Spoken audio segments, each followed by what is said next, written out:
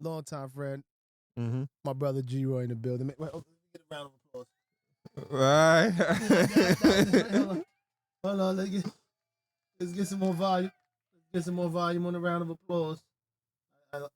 There we go. There it is. Thank y'all. Thank y'all. Sir. Yes, sir. Thank y'all. I've been waiting to come on here, man. Rell Gato I've TV. been waiting to come on here. Talk man. about it. You know what I'm saying? Talk about it. It's a nice vibe. Yeah. Nice area. You could, come here, be an artist, be yourself. Yeah. And just chill and mac, you know? You're familiar with this room? Yes. A lot of hits out of this room, man. A lot of stuff was done in Not even just this room, just this whole building. Yeah. You know what I'm saying? Just this Facts. whole building. A lot of legends in here, a lot of legends. Yeah, the building that nobody can never come to. I'm done with these guys, bro. Yeah, man. You got no idea, G-Roy. I'm so done with the rap game. Well, Yeah. not really. No, I can't say that, but Yeah, if it comes naturally, then fuck it. Why not? Why not yeah, kill some shit? I'm done with a lot of nonsense that come from it. Yeah. Yeah. You know, G-Roy, tell the people who you are, man. Man, I'm G-Roy, man. I'm G-ROI. Gentleman runs on intelligence. Woo! You know what's so crazy? I knew that? you all these years. I never knew that's what it meant. Word. I think I came up with that That's fire. probably like in 09, 010. That's fire. Yeah. Probably, I think like MySpace days, the end of it. What made you come up with that? I don't know. I think I was on a train one day, and that's why I come up with like a lot of good ideas. Just being on the train, on my way probably to be a couch warrior or some shit. You know what I'm saying? Let me think of something creative to get me motivated. Yeah. So, yeah. Gentleman. What's the next? The R? Runs on intelligence. Yeah. Yeah. Yeah. You know what? Now that makes a lot of sense. You know what? That makes a lot of sense. Yeah. Right? Yeah. Artist, right? Artist. Father. Creative designer. Yeah. Right? Check that off. Yeah. Launch the merch line. Yeah, I'm trying, man.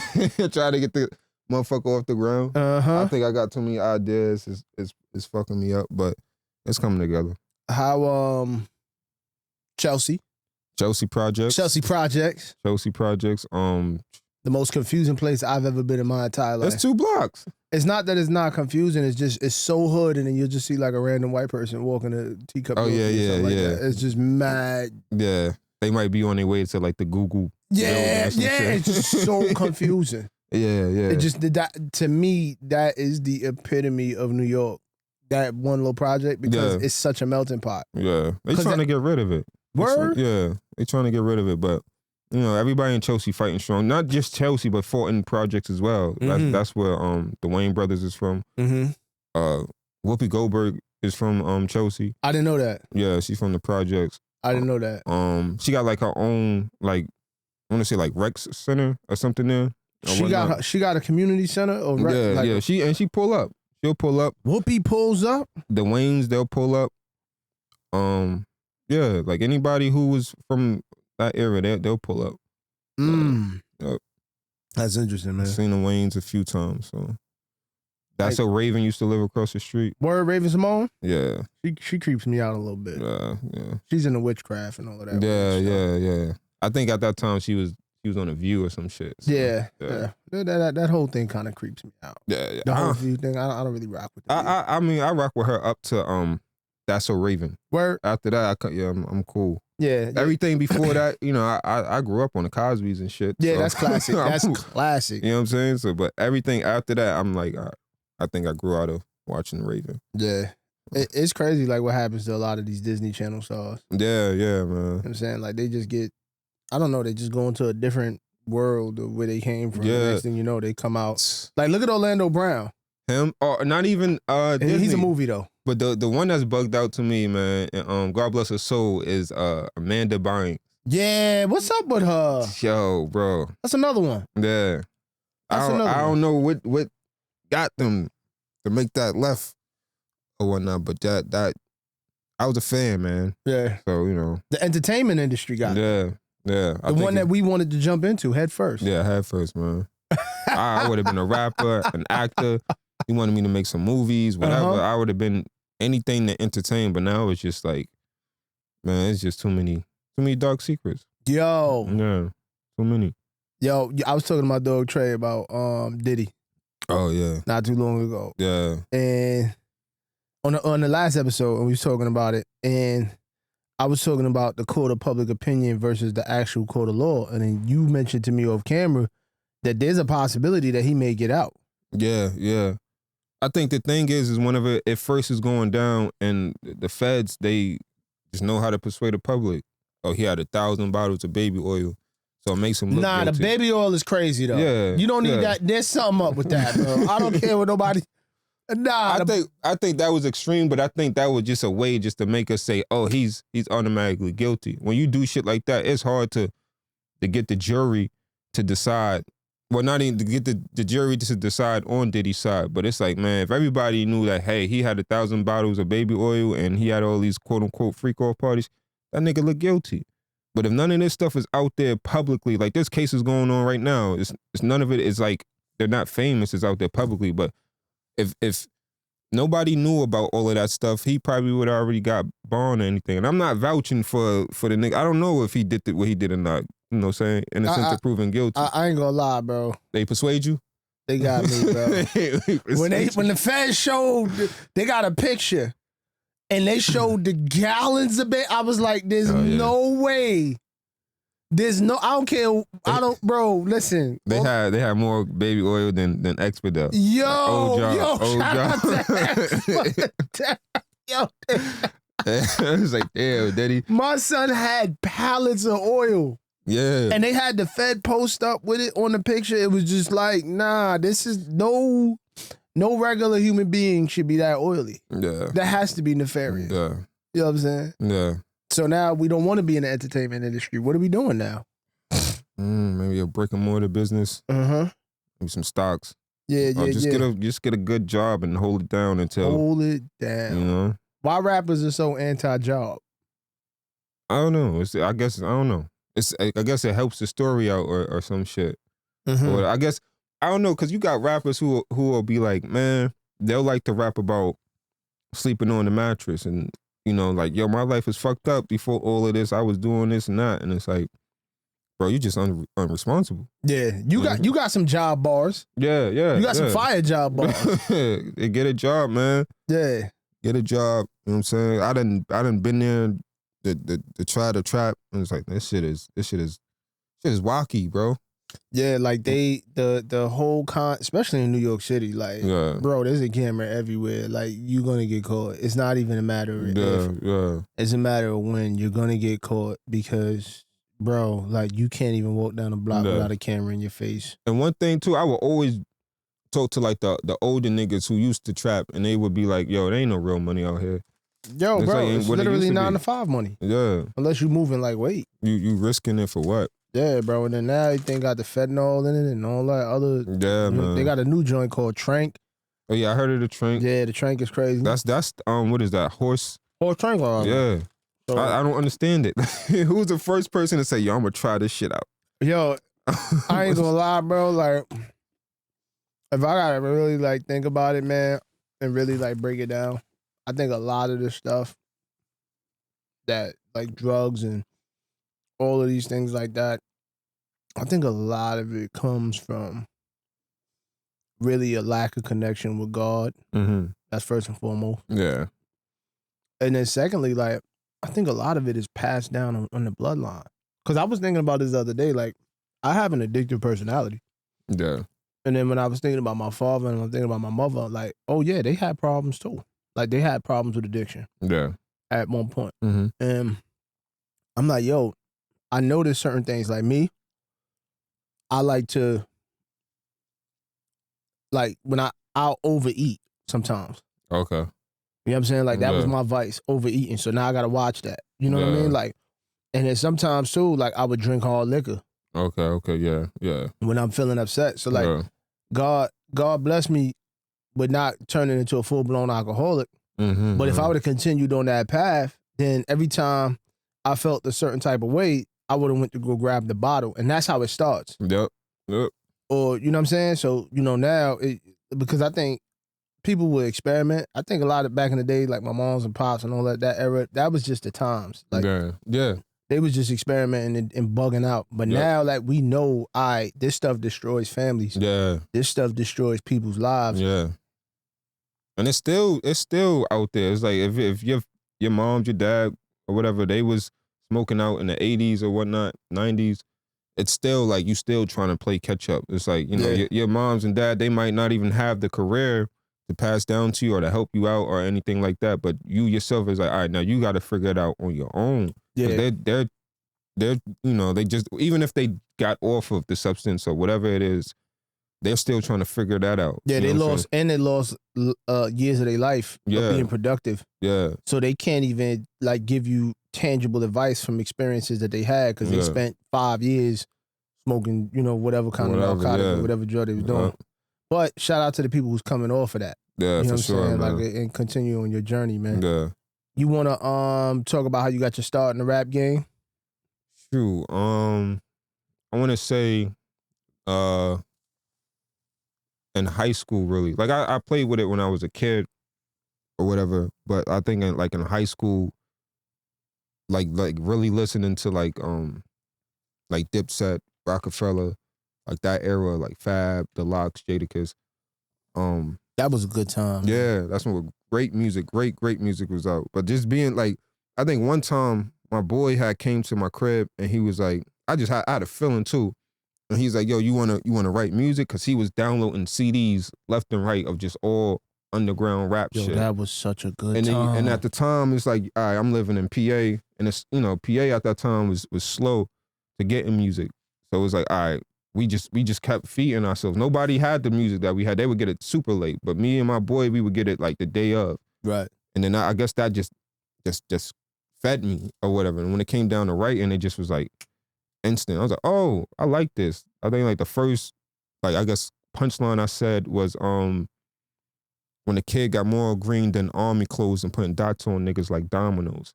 Nah, that was hard. And from there, I was like, oh, I want to keep doing this shit. Yeah, that was hard. I want to keep doing this shit. Especially when you young and you say that type of... Yeah, I think I was like 15, 16. Yo, same experience. I remember I was part of a group called LPS, Lyrical Poetry Spitters. And I said some line.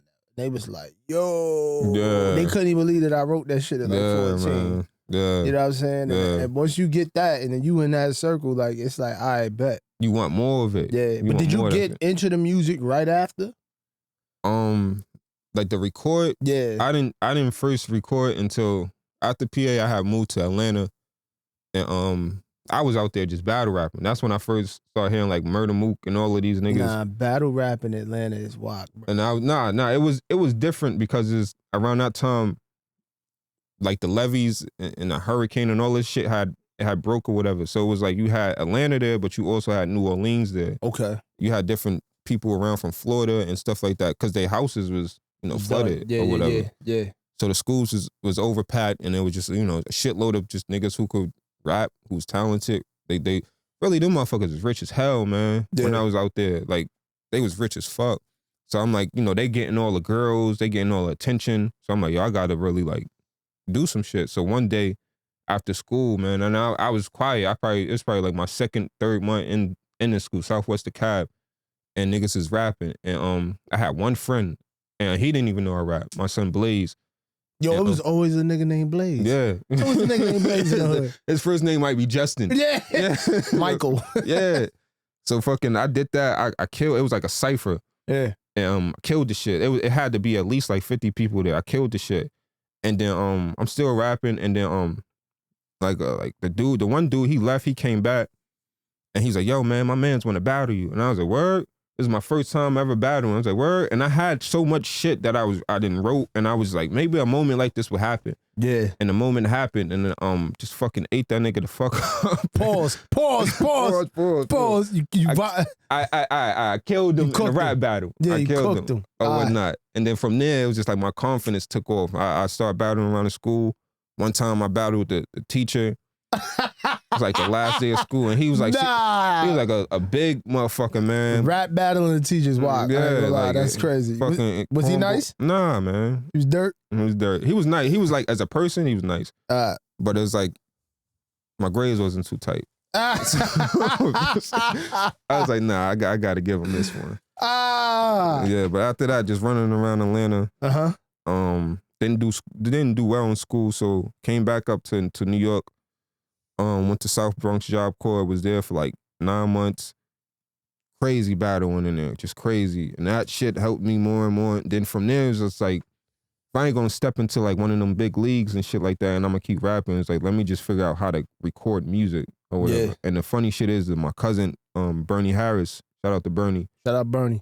He lived like right around the corner. He lived around the corner from South Bronx Job Corps. And he had a studio. It wasn't like this shit, man, but he was teaching me shit. And then he was teaching me the game. He's like, yo, man, don't come here with your notepad no more. He's like, yo, you gotta matrix that shit. You gotta learn that shit off the back of your head, man. Yeah. And from there, I just kept going. Kept trying to find studios out of studio for my man Mike was recording for like maybe 7 or 8 years. And he was like, yo, man, I got this job at Grand Theft Auto. Or whatever. So I really don't got no time to be booking sessions. And I was like, I need a studio. So I went on Craigslist and I found the Red House. Yo, shout out the Red House. Yo, shout out to Craig, bro. Whoever Craig is, Craigslist is lit. Yeah. I built Red Autumn off of Craigslist. Wow. Studio equipment. I mean, to this day, the tenants that I have at ATL, yeah, Craigslist, gang. Wow. Shout out to Craig. Yeah, man. I made money off of Craigslist. There's money on there, man. Right off of Craigslist. There's money on there, bro. But ever since. And that was, that had to be, G-Roy, we going on a couple years now, gang. Yeah. What we talking? It's 2025. That, from the beginning in the high school, that was like 2006. 2006. When did we link up, though? Probably 2018? No. Nah, it was earlier than that. 2017? Probably. 2016? I want to say it was, I remember it was the end of something. It was the end of a year, and then I had dropped a video like around that time or something like. It might have been the end of 2016. So we going on 9. Damn. Yeah. We up there. Yeah, man. Shout out to the old rapping niggas.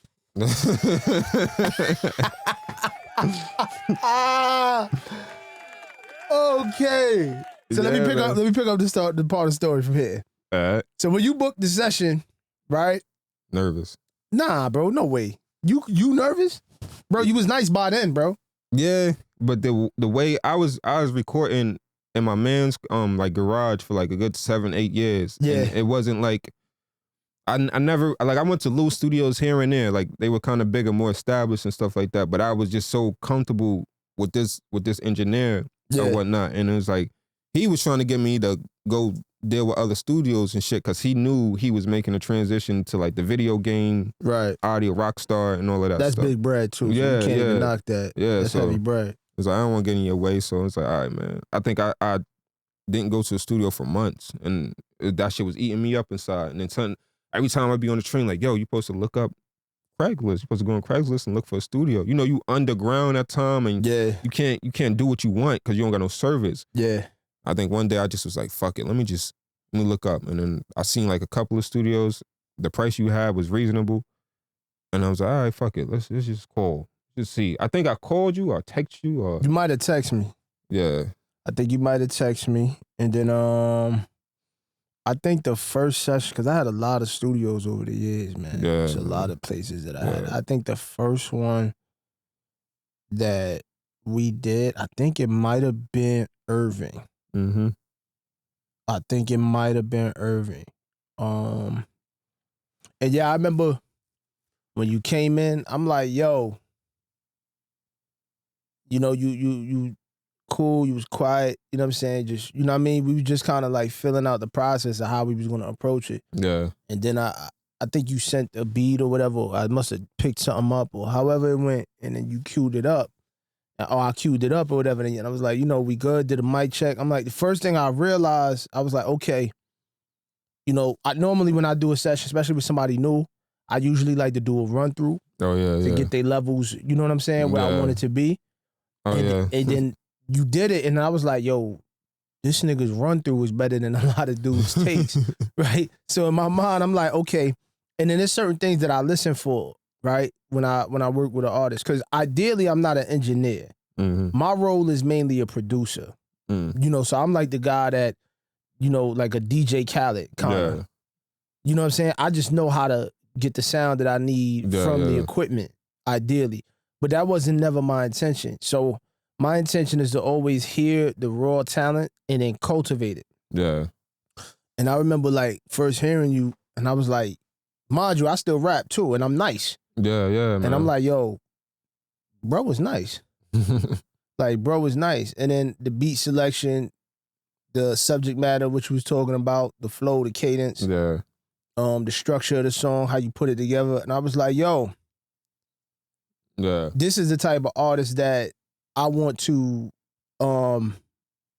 be affiliated with in some capacity. And at the time, I was building out and framing out the label. And it was only me and Benny. Shout out to Benny Musa. Yeah, man. And it was really only me and Benny at that time because I had left another rap group. Mm. And when I left that rap group, I had Red Autumn before I even started that rap group, but I put it to the side for the rap group. Mm. Right? And then when I fell off with the rap group or whatever, shout out to them because we cool now. I picked up Red Autumn, but as a production company first. You get what I'm saying? Before the label was even fleshed out. Yeah. And then it was just me and Benny. Benny's the first person technically signed to the production company. Yeah. Alongside myself. And then you came along. But then it's like we did so much stuff. I think we did a couple videos. Mm-hmm. Yeah. Before, and I'm talking before you even came on the roster. I think we did like 2 or 3 videos. We did Wicked Child. Oh yeah, Wicked Child. My son Peter. Yeah. I want to say Still I Rise was the one that say, "All right, I'm here." Right. That was the feature. Yeah, shout out to Still I. If y'all niggas watching, go look that up. Yeah. Still I Rise. We both killed that shit. Nah, man. that was some real like pure hip hop. Yeah, we did that shit fast. We wrote them verses, 20, 30 minutes? Cranked them out, bro. Yeah. And then we shot the video like the next 2 days after. Yeah. See, like that process of doing things quickly, it has its pros and cons. But when you broke and you coming up as an independent artist, you have to do it that way. Yeah. Because if you don't, then you'll just be sitting around waiting. Yeah. For the perfect budget, and it don't work like that. It don't work that way, man. You know what I'm saying? Even when writing the music, I find myself, like I'll start a song, I'll start up to like maybe like 8 bars or something like that.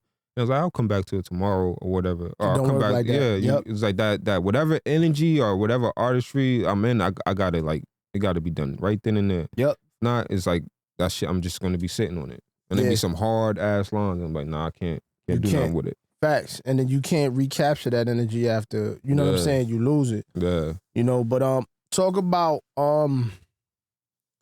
you know what I was thinking about? Mm-hmm. You did the showcase circuit, right? Yeah. Yo, that shit was bullshit, bro. Yeah, man. That Use shit. my language, yo. I was on a team, Ninja Nation. Shout out to Ninja Nation, Sets, Dubs, Jiffy, everybody. We had a shitload of shows, like for like a good. I was on a group for like a good 9 months, and like maybe almost every week, 1 to 3 shows per week. We was killing it, but it was that shit be coming with a lot of sharks. That shit come with it. You can network. You could definitely network doing your thing. I seen people get their shit together like that. But I think we got the end of the stick, to be honest, whenever it came to like performing and trying to get into the industry. Like it's like that shit is they're doing. I don't know. I could be wrong. We could have not did enough, or we could have did the wrong shows or whatever. Nah, that's cap. Yeah, but it's just like, bro, they sell you a bad deal. Yeah. Like this was before when we were doing showcases. Yo, hand me that remote too, by the way, the white one.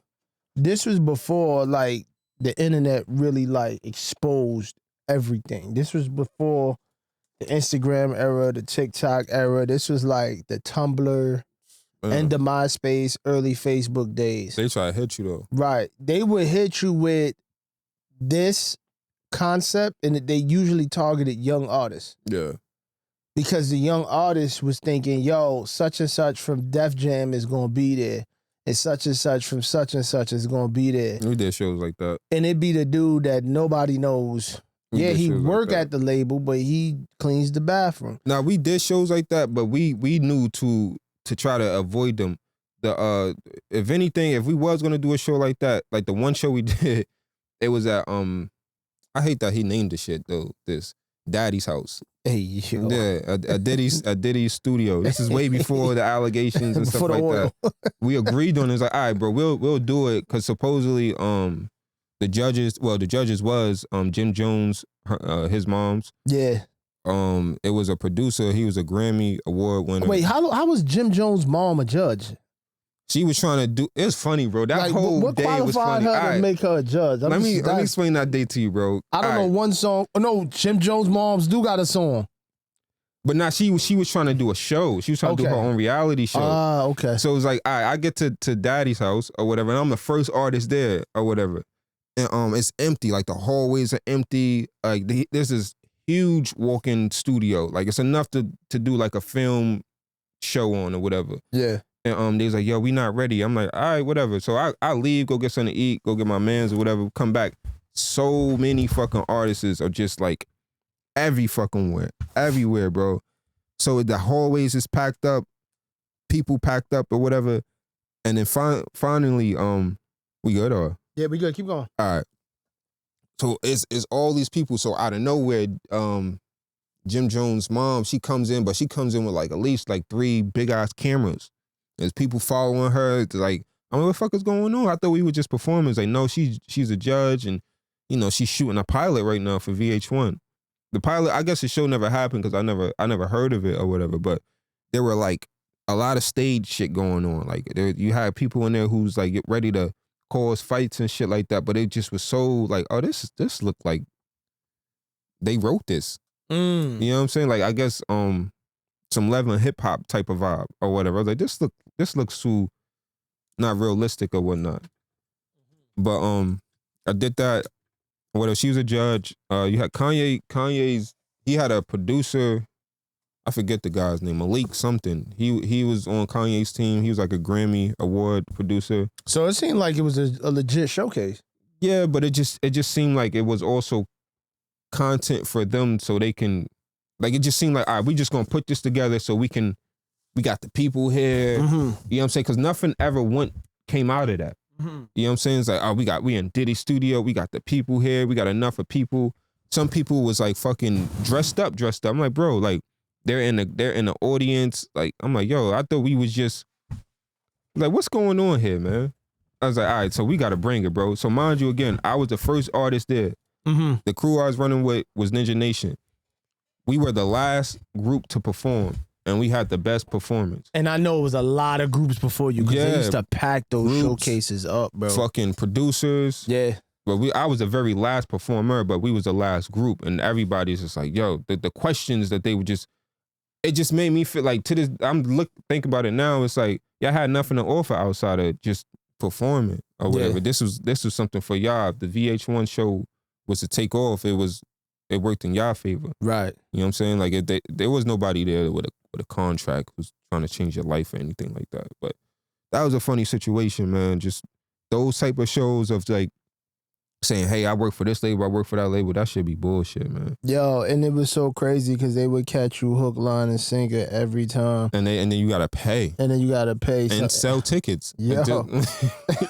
Oh, wait, what the fuck? Like, yo, this is before like artists wasn't really doing their own show. Yeah, they wasn't doing their homework. Like, why would you pay?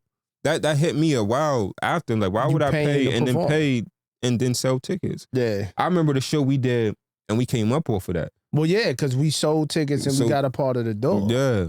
That was a fun show. Yeah, man. You remember that show? Yeah, that was a good show, bro. Yeah, even after the show, we had fun. That's what it's about. And we ran merch. I think we had a pretty interesting system because, like, I think we all at that time had done enough showcases to say, nah, we gonna put in our terms. Yeah, and we didn't make it like a showcase. We had our own. Yeah. thing. Like we knew it was a con. We knew it was a pro. Or Right. So Right. And we had merch. We had an email list where people could sign up. yeah, You know what I'm saying? Like we was ready. capitalized. we was ready. Yeah. Yeah. So like now, how do you navigate being an artist in this landscape? And would you still consider yourself wanting this, like wanting to be a rapper, wanting to be an artist, wanting to continue to put out music? Yeah. I'm You ain't sound convinced. No. I'm trying to figure out how to say it correctly. Yeah, it just be, for me, it'd be the beats. If I can't find a good beat, then I'm just not gonna move to it. If you know what I'm saying, I got other shit going on, so it's like I'm not gonna stress myself out to write the song. Yeah. And then it's like I don't know, just it just all depends and stuff. If the opportunity was to actually present itself and make sense, then yeah, fuck it, why not? Let's do it. But if it's like, man, if I'm struggling to get to the studio, to buy the beat, to make the song, all of them things that you're supposed to do to if you want to get to the next level, then it's like I'm not stressing myself out, man. I'd rather go home with my family. Yeah. Maybe draw, design a t-shirt, chill with my nigga Rell. Yeah. You know what I'm saying? Just you know, when you get the kids change a lot, man. Yeah. Like that, I feel like my perspective of the game changed because my value system changed and what I valued became different. Like I valued stability. Yeah. Once I started having a baby. Yeah. You know what I'm saying? And I took risks. But you know, when the second one came, it was like, nah, you can't. I can't risk that, man. Yeah, you can't. You know what I'm saying? Like you can't really. You gotta just call it ace. Like you gotta call it what it is in this music game, bro. Like you have done some really good stuff. You have made good art. You facilitated and assisted other artists who are making good art. But you cannot lie to yourself about the monetary side of this stuff. Yeah. Because you'll literally, like, there's people. And you know, shout out my dog Fritz. I know he shout ain't out gonna to Fritz, man. He ain't gonna mind me talking about this. I was telling bro, like, yo, look, here's the reality. You gotta understand that the music and entertainment thing that we do is part of business. And the reality is that business is built on fundamental laws. Here's a fundamental law: supply and demand. Man. Supply and demand. The reason why you not getting paid out as a producer on a regular basis, and don't get me wrong, we've done deals and we've made money. Yeah, thousands. So that's thousands, right? So that keeps the dream in motion, ideally. But it's also very dangerous because the dream and how business works is two different things. Yeah. Right? So Big it's supply and demand. And when you understand that everybody can make music now from the comforts of their home, it literally increased the supply within the last 5 years. And then if everybody's making music, the demand for it is low. You know, people don't even expect to pay for music. Back in our era, we would buy the CD. Yeah, buy the CD, man. I mean, even if we bought the bootleg, at least we were used to paying for it. Yeah. I think the first CD I bought was crazy. It was, I couldn't get the Dipset CD. I went and bought the Jim Jones, his first album. And I bought it because it had crunk music on it. Yeah. It was a cool album. Yo, Jim Jones' run right now is crazy. Yeah, it is. He's going off. Yeah. He's really... See, he's another old one. Yeah.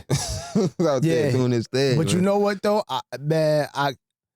He's bringing, for me, I love to hear that authentic New York sound. Because who else is really doing it in the city? Like, well, on the underground level, you got some hitters. You know, Dave East is still consistent. Yeah. He's keeping that New York sound. Yeah. You know what I'm saying? I just like to see Jim Jones in his bag, because even his rap cadence and his style or how he's approaching it is fire. Yeah. You know, the flows that he's putting together is, And when I hear his stuff, I feel like he not even writing it. He just talking it. Yeah, he just going there. Yo, I got shit to do. Let me get this out the way. Yeah, he just saying what he feel in that moment, and the way he approaching it, and then the beat selection is crazy. Yeah, man. You know, so I liked some of the songs that I heard from Jim, man. Yeah. I heard the album. The album was fire. Yeah, the production is slick, man. He been picking good beats these last projects, man. Yeah, he I think he really understand like the pocket that he really trying to execute it in. And nobody could do his style the way he do his style. Yeah.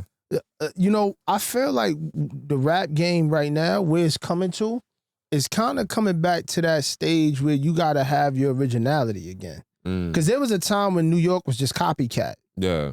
I think we breaking away from that. Yeah. Like, no disrespect to the drill movement, but there was a lot of copycatting. Yeah, for sure. You know what I'm saying? I mean, it's still happening now. Like, you look at like the sexy drill sound, like the Cash Cobain and like the Bass Swag and all of them, the Charlie, Lonnie, all of them. Right. That's their sound, but you'll have literally guys trying to sound like them now. Yeah. That shit is corny. Yeah. I don't care what you, bro. I don't care, bro. Like, it is whack, bro. But when I hear like original New York artists, I really respect it. Yeah, it's a thin line between inspiration and just copying. Yeah. Are you inspired or are you just copying my shit, man? Yeah, like, and they just copying it, bro. Yeah. Like, even down to the cadence, the auto-tune pitch, like everything just nasty work. Because to them, the niggas that are probably making it with the sound or whatever, they selling a celebrity. And it's like, hey, man, if you rap like this over here, then you can get a bag or you can be as big as me or whatever. And it's like, nah, people catch on to that shit. Yeah, because it's not real. Yeah. They already dominated that sound. They already are the originators. Yeah. So when they say sexy drill, they don't think of little such and such that came in and no, they think of the ones who pioneered the sound. Yeah. You know what I'm saying? And they pioneered the sound based on like real authenticity. Yeah. And you gotta respect that. Like, people want to feel what's real. Yeah. You know what I'm saying? Let me ask you a question now. Like, what have you learned from going to the music stuff to now doing the merchandise, your product, your brand? Like, how have you, like, what have you learned? Is there things that transition from one to another? Because you threw me off when you started to get into like doing the your product, like your brand. You threw me off with that. I ain't gonna lie. I threw myself off, man. it's like I would have never thought I would have got into that shit, man. But the transition is I think it's just easier. Yeah. You know what I'm saying? Like I can writing music, for me, I have such a hard process or whatever. Like, I just, like, again, if I write 8 bars or whatever, and then I try to come back to it some days later, it's like I got to try to find out the flow again. Yeah. But with designing t-shirts and drawing and shit like that shit just fun, bro. That shit just give me a rush, bro. It's like, which one you made the most money off of? Was it the music or the merch? I don't know. We gonna find out. Cause that merch be hitting sometimes. Yeah, When you get some people want. Yeah. That shit'll be the stream. Yeah, like if you tap into, like, for instance, people who work out. So you got some workout t-shirts and shit like that. People want to wear shit that's like that represents them. Right. And stuff like that. That shit can really take off and shit. Make some shit for like chefs. Shit, man. People love to cook. People think they're chefs. They never went to culinary school or nothing like that, but they got a camera. You know what I'm saying? They got social media. Fuck it, let me make you a shirt. They might, go that way. I made dough off the shit. I'd definitely be surprised. I got clients that are consistent, that comes in every other month or something like that. Right. But they probably made more money than me off the shit. You know what I'm saying? Like, just doing what they doing. My man, shout out to my man, Cam, out there in Pittsburgh, man. He out there, he killing it with his gas stuff. But I think, like, next week I got something dropping. It's like a religious vibe or whatnot. Mm-hmm. That people want to wear that. They want to represent God everywhere they go. So, you know what I'm saying, tapping into that, just giving the people what they want. You know what I'm saying? When I first started, I think I was like, man, I want to just make a shitload of, like, basketball shirts, athletes, and shit's is fire. Mm-hmm. but it's just not. It doesn't lean into what people really want all the time. So it's just like, all right. And then athletes are tricky. Like I done printed out like 12 shirts of like the Knicks. It was Brunson. Who sent I just went to Toronto. The Knicks had traded. It's a bunch of Knicks players on these shirts, man, and it's like all them niggas got traded. So I was sitting with like at least 12 shirts in my house. Yeah. My girl's like, yo, man, I'm just using one of these shirts to work out with. It's like, all right, fuck it. I think I donated the rest of them. But you know what, though? Those could actually be considered vintage. To a degree, because I was still learning, because, you know, it's different ways of printing on shirts. And the way it came out, it looked like a big sticker. Yeah. I can't do that. I want it to be bleed within the cotton. Yeah. Or whatever. And it was just like, I tried to make it, I was still learning. I tried to make it fadey on the side. Yeah. But it's like white. Yeah. So it's like, I was like, nah, man. It's like, shit like that it just feeds me. It's like, let me go learn more. Yeah, that was beating the learning curve. Yeah. So I'm cool with that now. Yeah. Yeah, man. Yo, ask me some questions, man. Ask you some questions? Because I know it's a podcast. Yeah. But it's that, you know what's so crazy about this? Like, whenever I do these, even though I've known you for over 5 years, I always learn something new. Like, I didn't know that's what your name meant. Like, that just threw me off. Yeah. So whenever I ask, like, or whenever I talk to people that I knew for a long time, and for some reason it's like this format makes them just reveal some shit that never, you know what I'm saying? Like, I guess it's the closure or whatnot, you know, just. Yeah, and the focus. Because normally, like, people think you could just get on a podcast and talk. Like, bro, it don't work like that. Nah. Like, it hit different when you got a camera in your face and you watching what you saying, you listening to yourself speak while you speak.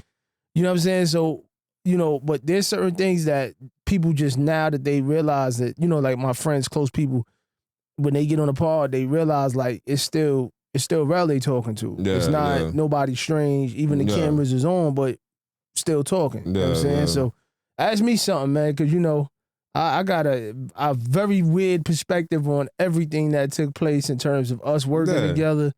You know what I'm saying? Like I got multiple different perspectives. What made you? Because you're a hell of a fucking engineer, man. I know you rather be called a producer. I don't even know what I'm called anymore. How you fucking learn this shit, bro? Because there's in this room right now, there was mad buttons and knobs, switches, and like I was like, how do you just like what made you say, hey man, I want to learn that shit? I tell a story. You ready? Yeah. So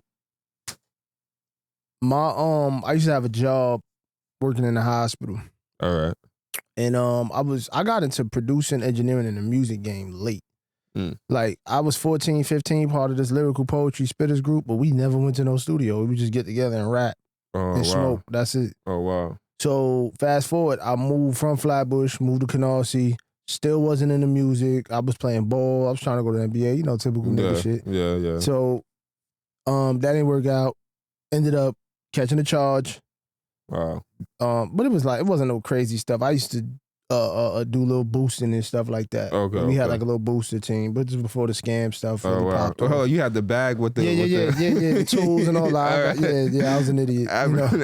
Working retail, I used to always see them. I used to be like, "Go ahead, do your thing, my nigga." Yeah. Where was you when I was trying to run down in Saks Fifth and I got caught trying to steal a Gucci polo? I would have let you go, man. Nah, bro, they didn't let me go. You know how many times I was a cashier and I'm like, "You ain't got to pay for that, bro. Just go fuck out of fuck this company." You know what I'm saying? Fuck that. Man. I should have ran down in your store. Yeah, man. I was young though, so I was like 19 doing that dumb shit. I was saying 19, 20, you know. And then 20, I caught the charge, and I was like, yo, I need a job. Yeah. Because I was $100 short of a felony. And having a felony on your record for stealing some dumb, stupid clothes makes absolutely no sense. So I got the job or whatever, and I started working doing health insurance. And my old boss, his name was Tim Jackson. Shout out to him. He was like, yo, Rell, you know, pull up to the office. I was like, all right, I'm thinking there's going to be some dumb shit that he's going to say that I did. And he's like, yo, Rell, why are you here? I was like, what you mean why I'm here? I'm here to get a job and stay out of trouble and, you know, go to college and pay I had an Infinity at the time. So I was like, I gotta keep my car moving, and I was renting a room with my dog Corey. Oh wow. In the Bronx. So shout out to Corey. Shout out to Corey. He gonna be on the show soon too. So all right. And I was like, yo, bro, yeah, that's it. I'm trying to figure this out. He's like, yo, bro, what did you used to do when you was 16 years old, 15 years old? And I thought about it. I was like, yeah, I used to play ball. He was like, well, you ain't going to the NBA, so you can forget that. And then he's like, is there anything else you used to do? I said, well, I used to rap. That's crazy. Right? So he's like, word, rap something for me right now. That's crazy. Mind you, I'm in shirt and tie, bro. I used to sell insurance. And he's in shirt and tie. So I just look at him. I'm like, what are you talking about? I'm thinking I'm thinking he gonna line me up. So he's like, bro, trust me, just rap. Let me hear what you got. So I rapped. I rapped him the shit as a 20-year-old guy. Yeah. I rapped him the shit that I wrote when I was like 14. Wow. He was like, yo, that shit, because that's the only rhyme that I can remember. Oh, wow. He's like, yo, that shit was kind of fire. Yo, bro, you need to focus on that. Oh, you still remember the rhyme? Damn. I said something about a Porsche and an invisible hood. That's all I remember. All right. Straight line. It sound like it was some Jada Kiss type shit. Okay. Because that was my dog. Like Jada still. Yeah, Jay, man. Top 5 dead or alive. You know what I mean? Like so. But it was just a hard New York. Like how I spit it. The cadence was just crazy. And back then it was like, okay, yeah, I can see it. So yeah. He's like, yo, you should rap. So I'm like, I bet. So I thought about it and I said, well, I got to figure it out. Then I got a little brother, my son. Shout out to my brother G, the producer. He gonna be on my show too. Shout out to G. We got a podcast episode in the vault with me, him, and my father. I think he showed me that one. My pops don't want to launch it, but I might have to launch that out, pops. Sorry. But my brother G's a super talented musician.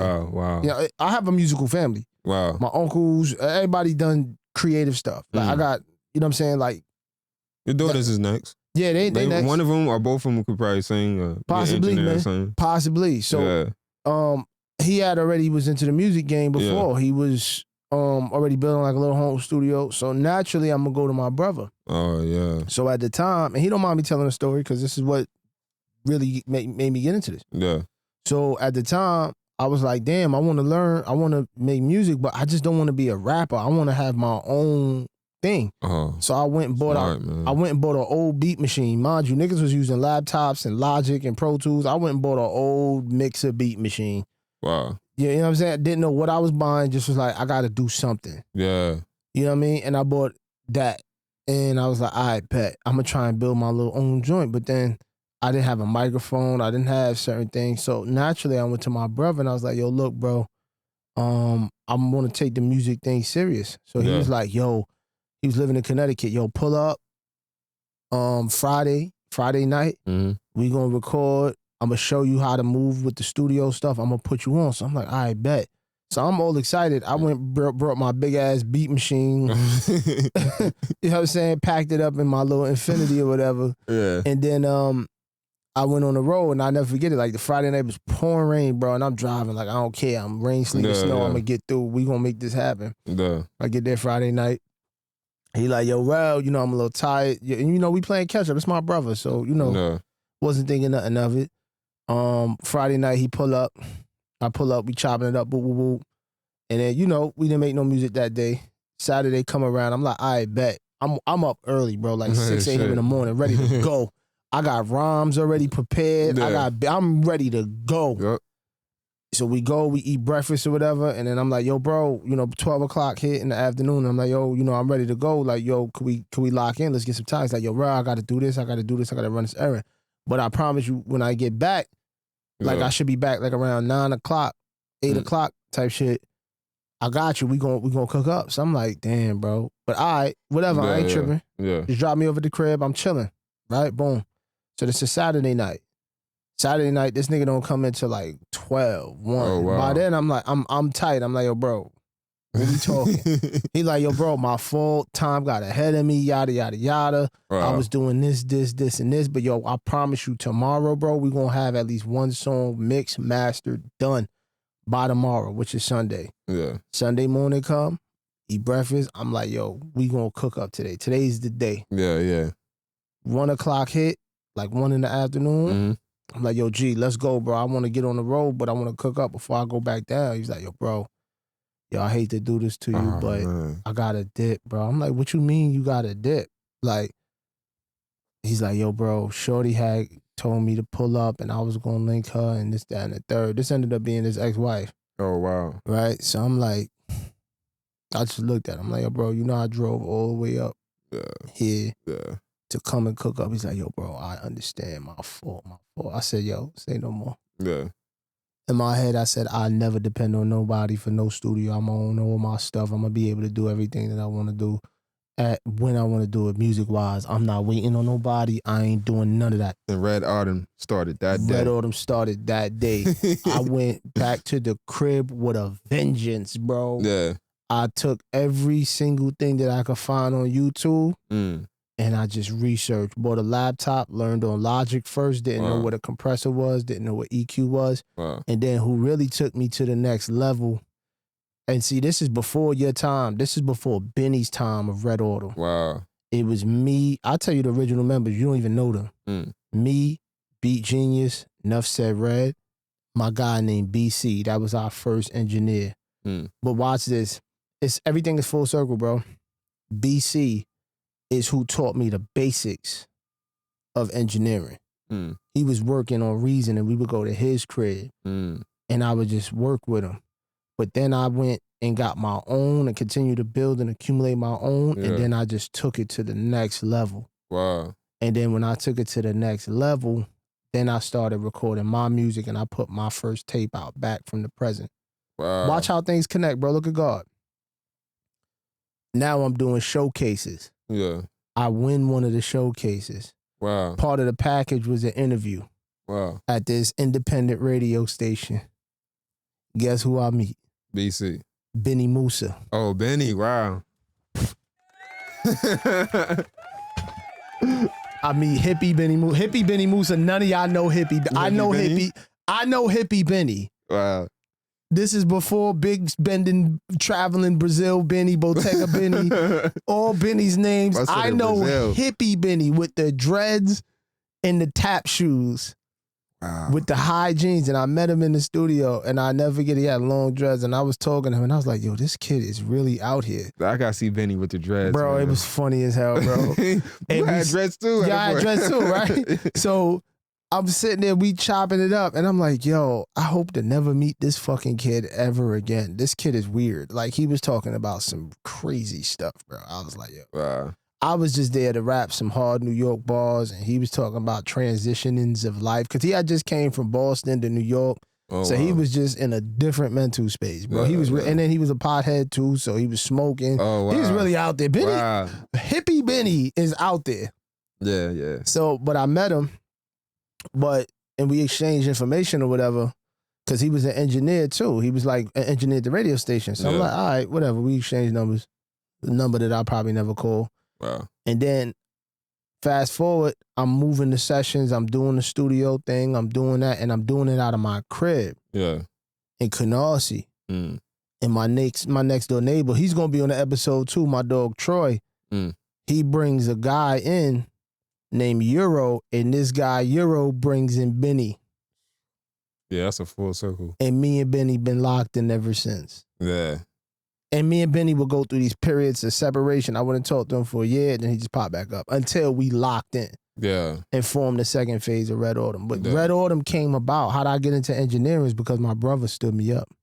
So I wonder where the shit would be at if he didn't stand you up. Yo, I'd probably be still working in insurance. Probably, right? Yeah, but that's the birth of me engineering.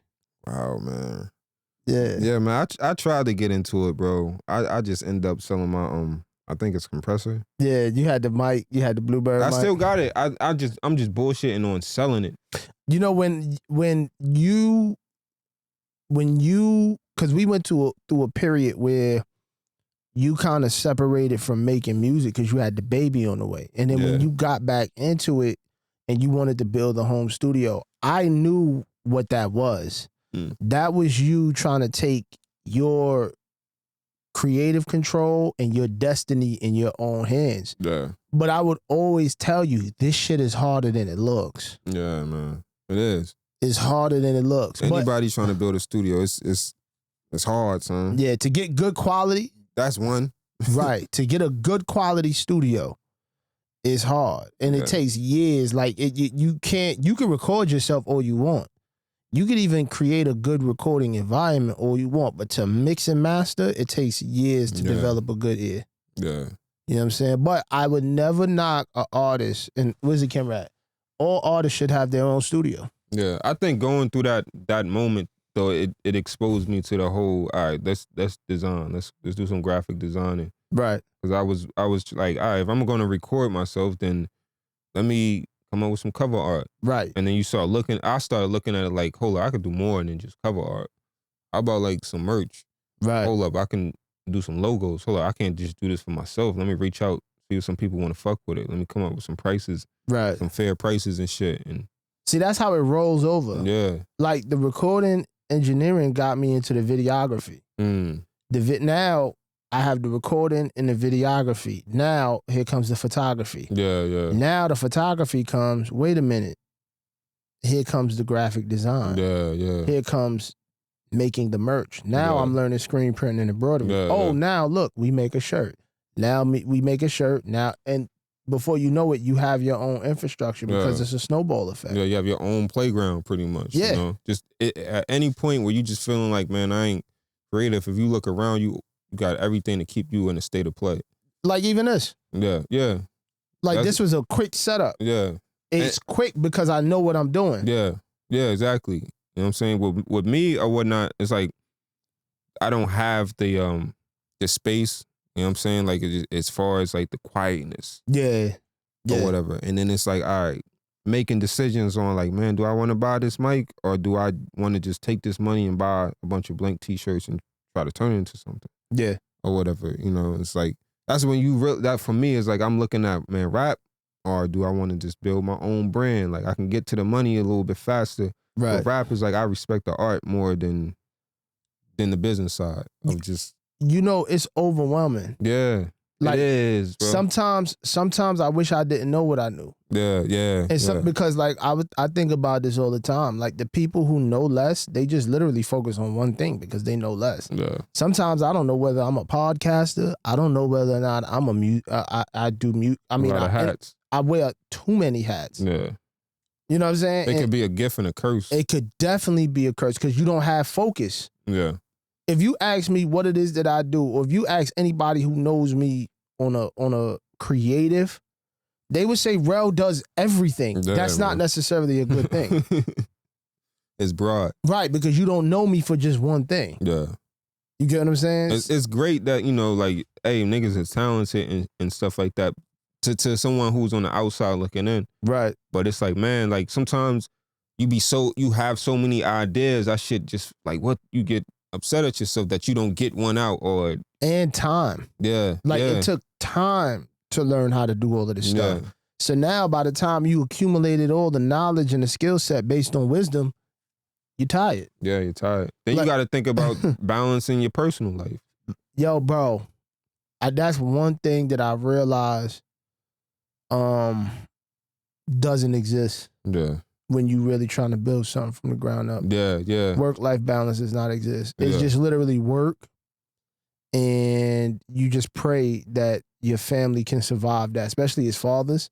Because I was thinking about it the other day. Like, I don't get a chance to spend a lot of time with my kids. Even though I'm a present father, I don't. Yeah.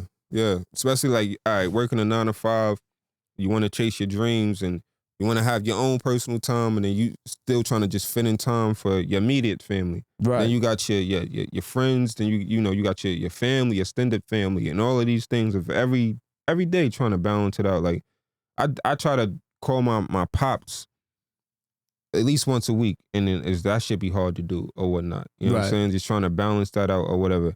All of this stuff, just like reaching out to people or people reaching out to me, is I just try to take it in because it might form a good story in music. It might form a good design for a t-shirt or something like that. Right.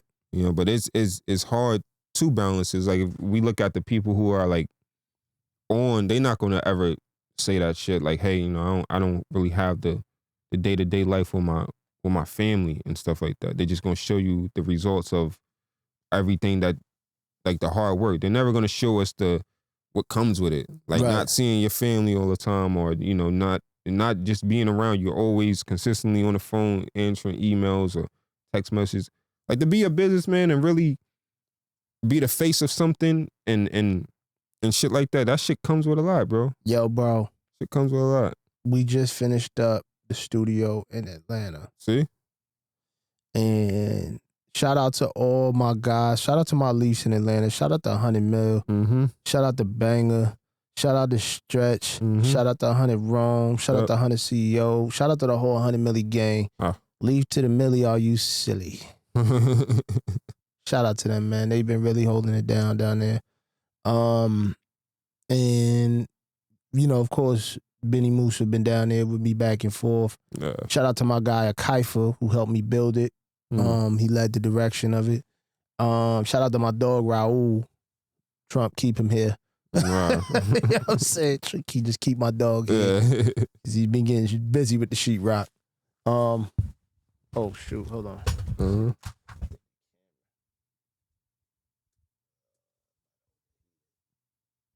So yeah, he been getting busy with the sheetrock and doing all of the stuff that he need to do. Yeah. It's just been like a lot of work, bro. And it's like you like renovated the place. The whole thing from top to bottom.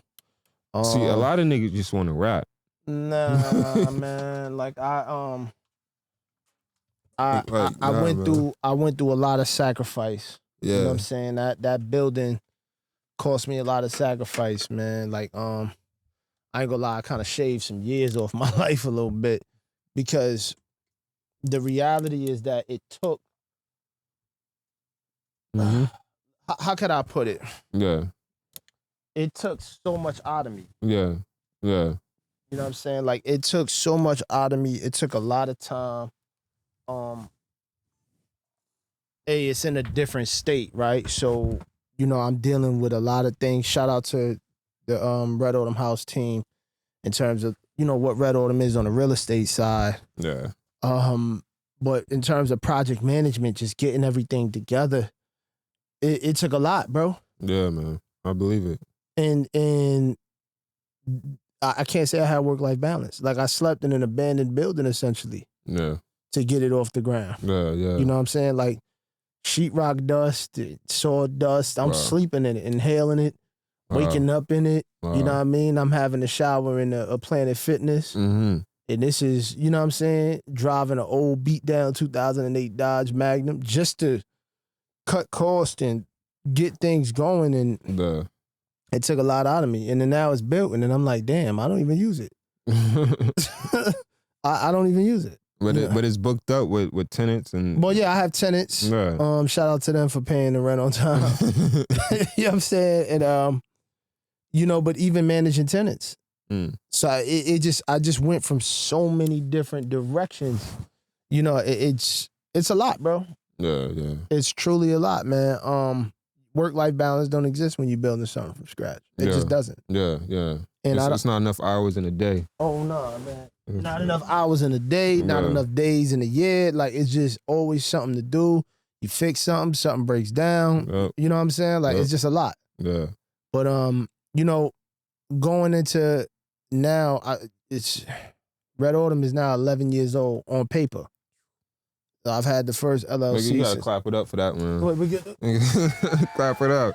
Because we both been with rap groups and they didn't last long. Like I told you, like the one group I was with, 8-9 months. You talking years. Yeah. You know what I'm saying? Well, don't get me wrong. And I'm gonna say this on the show.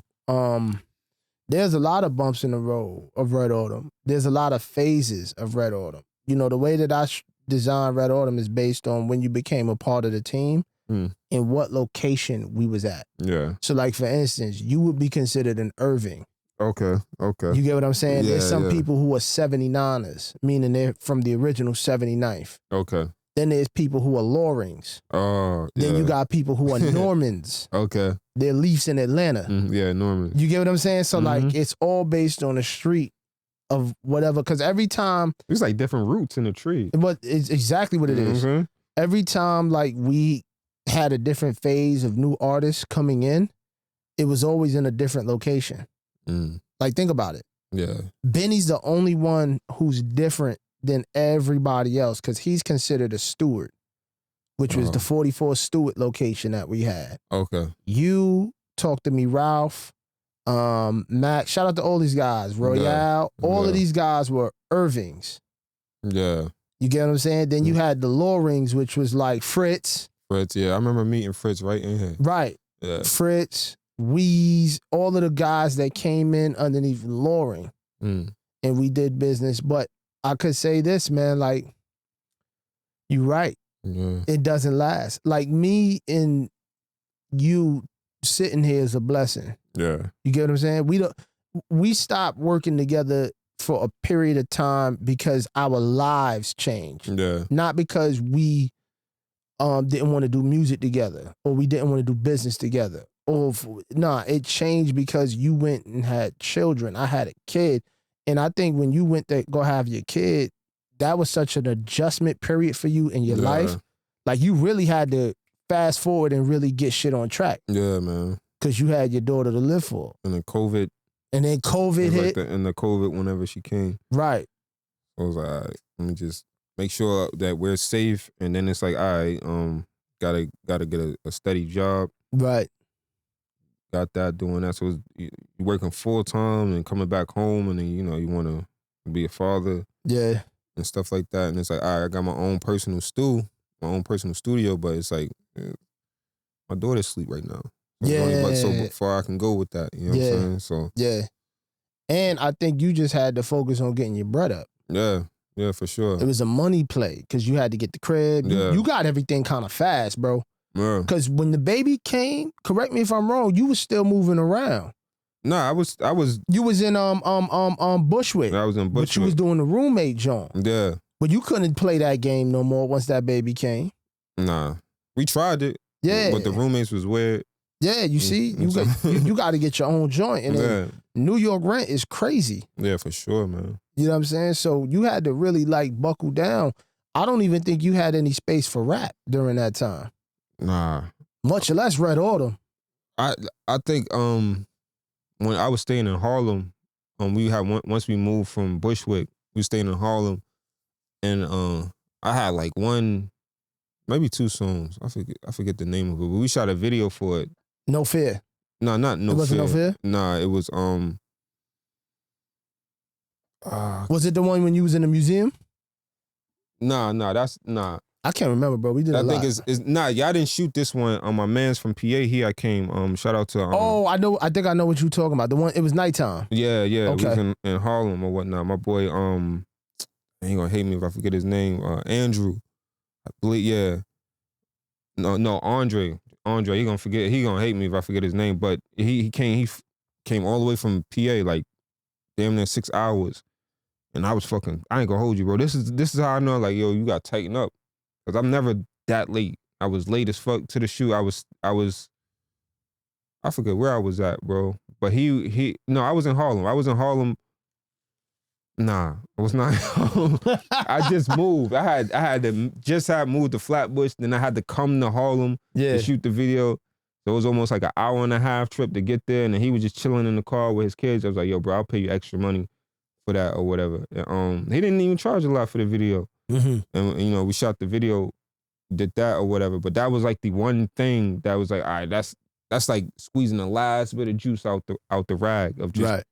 You know what I'm saying? Then I'm like, you know what, maybe I'm through, maybe I'm done. But you listen to a couple beats and you just like, nah, this is normal, this is natural. We're just trying to find the right beat and shit. Yeah. I think you was also done trying to chase the game. Yeah.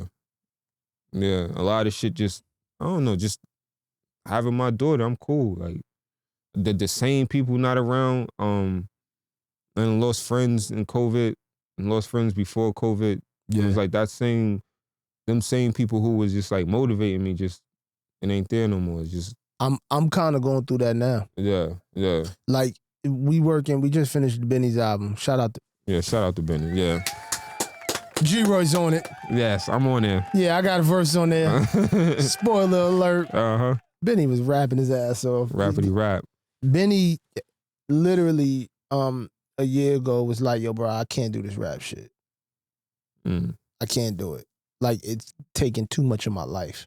Yeah. It's taking too much of my my adulthood.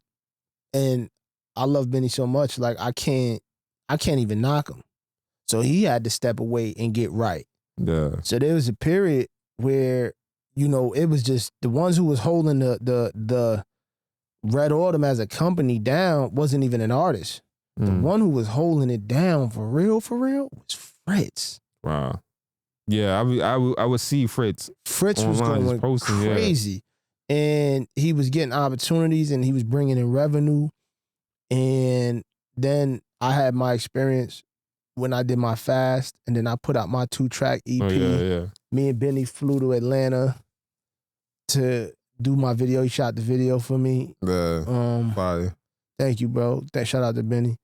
And after that, it was like, okay, what's next, Rell? So I dropped that in September, and in February 2024, I dropped my EP, and then I just watched Benny go crazy. Yeah. He dropped Give Me My Roses While I Can Still Smell Them, the first one. Yeah. And now we getting ready to drop this second one. And it is like, yo,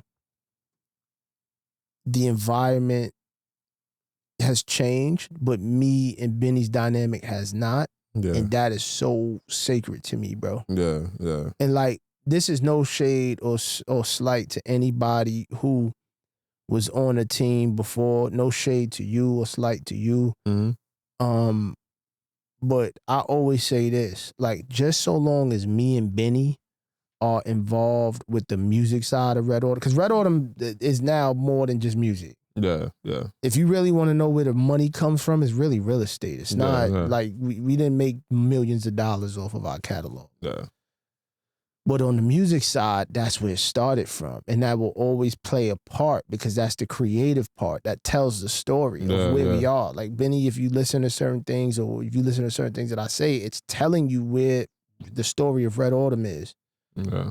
You know what I'm saying? Benny got a line, he goes, that boy Gato, my twin, and we at it again in the U-Haul, something with our backs on the wind, something on the record. The cash for the win, something, but we the new Baby and Slim. Like, this was a real experience. Yeah, so when I hear these songs, it's documenting our journey. Yeah. And now when I look at what we doing now, I don't look at it like, yo, we using the music to get somewhere. Like, I'm not using the music to gain popularity. Yeah, yeah. I'm using music to document the journey. It's a timestamp. It's a timestamp. Like this podcast, it's a timestamp. Yeah. And now it changes the whole trajectory of what it is that Red Autumn is gonna do. Yeah, that's how I look at my music, man. Like, I want to be old, like 80, and I can listen to it and I'm satisfied. Like, even the music now, like that came out 5-6 years ago. Like, I'm satisfied with that. We just did a session. The shit was fire. Yeah, like that sound. I'm gonna be satisfied with that when I get old. It's like, but I got music that's way older. When I first started to rap, I was like, I don't want to hear it. Right. Like, I ain't satisfied with that. But it's like, I think since I met you, 2016, I believe it was, like, from there, everything I have been like, ooh, I'm cool with all of this. Well, the environment that we have, if you look at Red Autumn's catalog, just all of the projects that we've been involved in, they're quality rap projects. Yeah. Like and they show diverse talent. Yeah. Throughout, but it's no slouch. Yeah. And like, I was thinking about like the tapes and the projects that we have conducted, the ones that we facilitated out of this space. These are projects that I can say that I'm proud to be a part of because it represented us doing our own thing. Like, we wasn't chasing something. You know, when we did the Leaf tape, that was a collection of multiple different artists that had different perspectives. But we wasn't chasing what was current at that time. You didn't hear not one drill beat on that joint. Oh, yeah, yeah. You know what I'm saying? So, like, I have a lot of respect for that. I'm very proud of the catalog that Red Autumn has put together over the years, especially, and I really credit to how me and Benny interact with each other. You know what I'm saying? Like, I remember when Benny was doing the tape for Hooli and Her Fly J. Yeah. And he creative directed that, put that whole thing together, packaged it together, cultivated the sound together. I assisted him on that. Wow. He led that one. And I look at like the creative direction on how he put it together. Benny, that type of synergy that me and that kid has, it can't be duplicated anywhere. Yeah. That's a very powerful thing. And I always tell people, going back to my original point, as long as me and Benny are still doing creative stuff together, the side of Red Order music will never die. Yeah, man.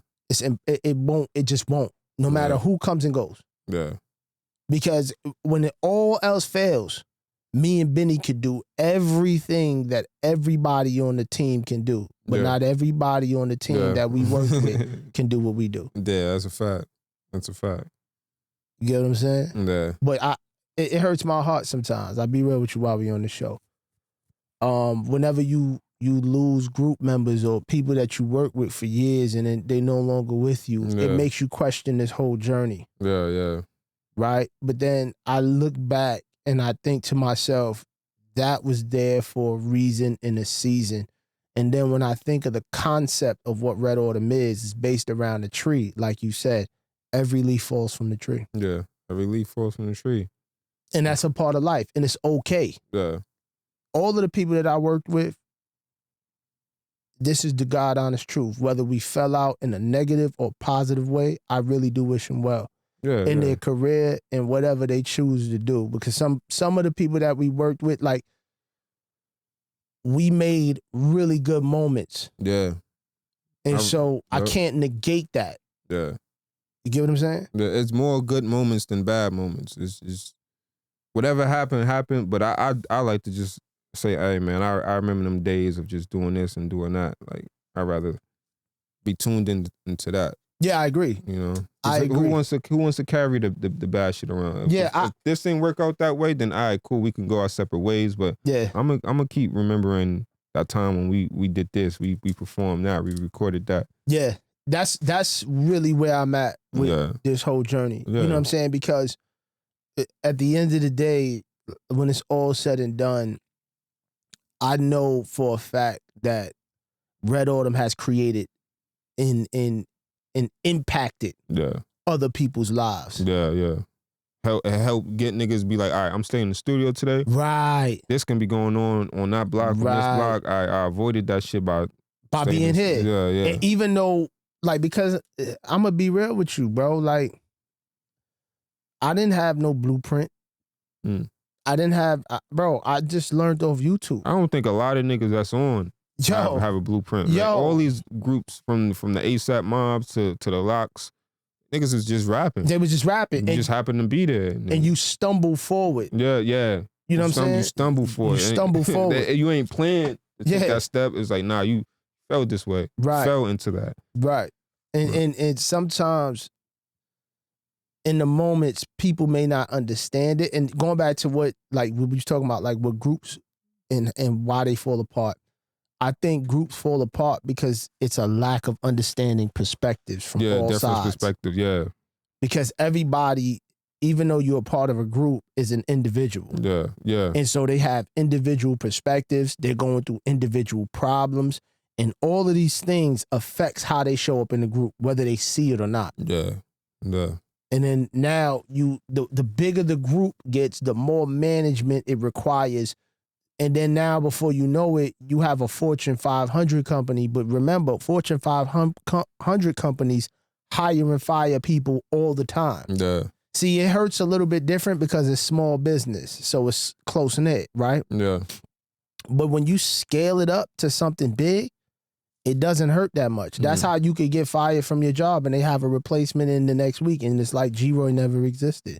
That's because the company is so big. It's too big to take anything personal. Yeah. Who you gonna take it personal with, man? Exactly. Your department is part of 20 other departments. That's part of a bigger company. Yeah. Then that company is owned by another company. So that's corporate America for you. Yes, it is, man. But it starts off small. Yeah, it's a seed first. Gee, man. A tree. No, man. What a journey. Yeah. We still got gas in the tank. Yeah. G. We not done. Nigga, put your cane away, man. Get my devil in. I got my walk over Yeah, here. you got the walker. I ain't gonna lie, we both had to take off the reading glasses. Gee, man, I can't see shit, man. Let's wrap this up, man. Where can they find you at? Talk to the people. What you got coming up? Photo shoot ready. Yes, sir. Instagram. hopealliswell.clothing. Instagram. I don't got the website up yet. Coming soon. Coming soon. Facebook. They got me as Groy. Facebook. Hey, Mark. They got me as I'm on there though. You know what I'm saying? Get my bro together, man. Cut that out. Yeah, Mark. Get me together, man. Put Let's the go. hyphen in my name. Yeah. Respect the hyphen, man. Respect the hyphen. G Roy with an I. Okay. You know? Act like you know, Mark. Mark Zuckerberg. How you say your name, man? Yeah, Zucker. Get out of here. Word, man. Get it together. Mm-hmm. Okay. Keep going. YouTube. YouTube, we got the G Roy Show. Mm-hmm. What else I'm on? Yeah, that's pretty much it. Anything else, I'll probably just be bullshitting on it. But it's mainly Instagram, YouTube, and Facebook. Music coming up. Music coming out. I got something I'm working on, man. We just cooked something. We just cooked something up, man. Cook something up. Maybe some visuals behind it. Mm-hmm. I feel like throwing out a single like at least once a month. That'd be a good flow. Yeah. And shit, because last year I ain't dropped nothing. Up to this point right now, I ain't dropped nothing. I feel like people are just like, keep asking, like, when the music coming? When the music I'm coming? so sick of people. They think this shit just... That gets me going though. I was like, oh, they're here for it. Especially if it's a person I don't know personally. But buy the music. Yeah. Do you know what it's like when we do this, put time into it, and then we upload it, y'all stream the hell out of it, and we don't got the access to billions of streams, so then we go look at our distro kid, and it's $5 in it? Bro, like nothing can sustain like that. So if you like the content, buy the content. Go purchase it on iTunes. Go ask G-Roy, yo, can I just send you something on the Cash App? Yeah, man. If y'all want, the Cash App is the G-Roy Show. Hello. Ching ching. Because y'all know what to do here, man. I love doing the pod. Look, I'm doing well by the grace of God. I got food in my stomach. Yeah, man. Roof over my head. Yep. But y'all gotta start paying for stuff, man, as consumers, bro. Man. You gotta be proud. You gotta have pride to pay, man. Right, proud to pay. Proud to pour into a creative who's actually doing the work. Yeah. Taking it serious, man, because other than that, we don't got no more steam. It's not that we don't like doing what we do, it's that we can't afford it. Mm-hmm. This stuff costs. Even when you own everything, it costs, bro. That'd be the thing though, like mixing business with art. And sometimes I'm just like, you know what? Like I said, drop a song every month. That's just off the love of just the art. It's like, if you don't fuck with it, you don't fuck with it. But I know the older me, the 80-year-old me, he ready for some shit, man. That, you know what? We're gonna end on that, man. We're gonna end, because that's a very good point. Yes, sir. The 80-year-old him wanna hear the younger version of him as an artist painting a picture. So we're gonna keep it on that note, because you know what? At the end of the day, that's all that truly matters. And you can show this to your kids. Yeah. Because my pop got a lot of war stories. And I believe him. Yeah, mine too, man. But it would have hit different if he would have showed me the proof. Yeah. You know what I'm saying? My uncle was a musician. God bless his soul. Mm. And I could still listen to his song and be like, yo, he's fire. Wow. You know what I'm saying? Yeah. But my pops can't do that.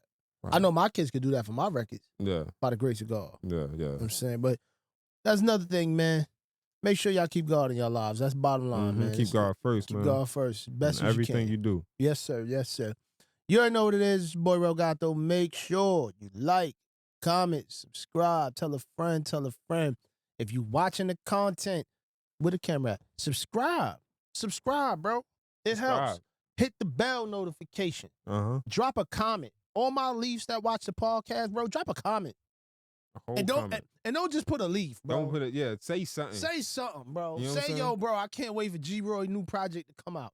Say, Rell, keep doing the podcast. Say something. But, even my leaves be a little lazy on the comments. I'm like, yo, this shit is free. But anyway, man, Rell Gato TV, we signing off, man. G, thank you, bro. Thank you for Yes, being man. on the show. Thank you for having me, man. Yes, sir. You know what I mean? And y'all be well, man. God bless.